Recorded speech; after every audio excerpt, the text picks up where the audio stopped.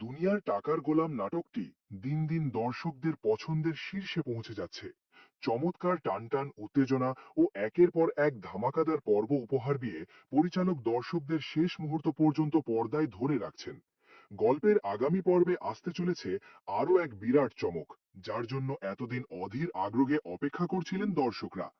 আগামী পর্বে দেখা যাবে অবশেষে ঋতুর বাবার মুখোমুখি দাঁড়ায় শেহজাদ খান। গল্পের মোড় ঘোরে তখন, যখন স্মৃতিভ্রষ্ট শেহজাদ খান ঋতুকে পুরো চিনতে না পারলেও ভেতরে ভেতরে অনুভব করতে শুরু করে তাদের গভীর সম্পর্কের টান। ঋতু কেন বারবার তার কাছে ছুটে আসছে, সেই রহস্য সে উন্মোচন করতে চায়।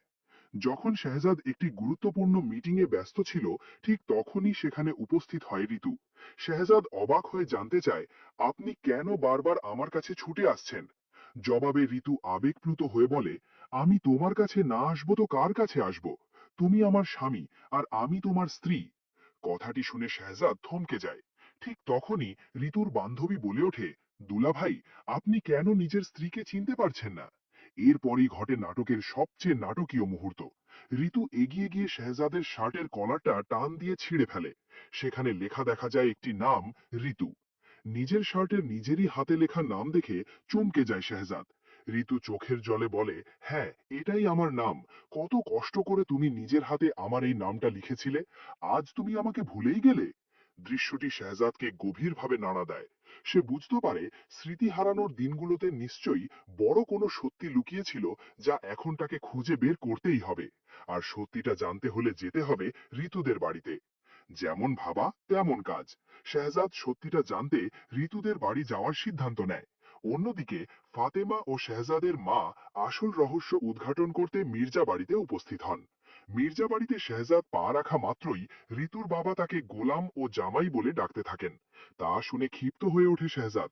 সে কড়া গলায় জানিয়ে দেয় সে কোনো গোলাম নয়, বরং আরমা গ্রুপের একমাত্র মালিক শেহজাদ খান।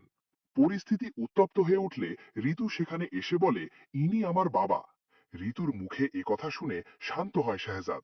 এরপর ঋতুর বাবার মুখোমুখি হয়ে নম্র সুরে শেহজাদ বলে, আমি যখন স্মৃতি হারিয়েছিলাম, আপনারা আশ্রয় দিয়ে আমাকে বাঁচিয়ে রেখেছিলেন। সেই কৃতজ্ঞতা আমার আজীবন থাকবে। আমার পুরনো কথা কিছুই মনে নেই, তবে আমি বিশ্বাস করি ঋতুর সাথে আমার একটা বিশেষ সম্পর্ক ছিল। আমি শুনেছি ঋতু আমার জন্য অনেক কষ্ট করেছে। অতীত মনে না থাকলেও আমি ঋতুকে নিজের স্ত্রী হিসাবে মেনে নিচ্ছি। এখানেই শেষ নয়, গল্পের সবচেয়ে বড় ধামাকা আসে এর